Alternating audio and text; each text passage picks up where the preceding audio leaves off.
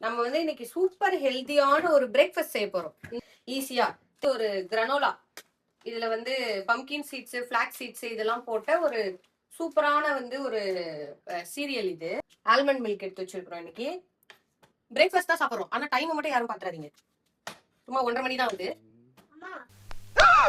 நம்ம இந்த கிரனோலால இருந்து ஒரு கைப்பிடி அளவு போட்டுக்கிறோம். எனக்கும் என் கணவருக்கு மட்டும் சாலட் டாப்பர்னு சொல்லி ஒரு மிக்சடு சீட்ஸ் வந்து கிடைக்கும் காஸ்கோல.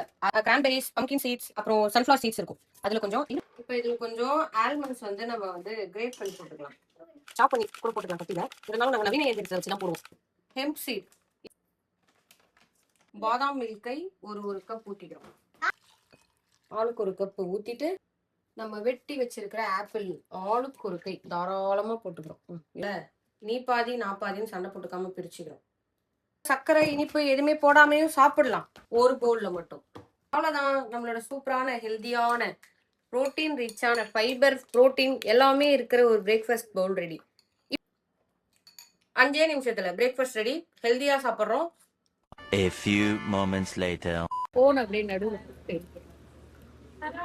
சாம்பார்ல அப்படியே முக்கி இந்த நெய் ததும்ப இருக்கிற தோசை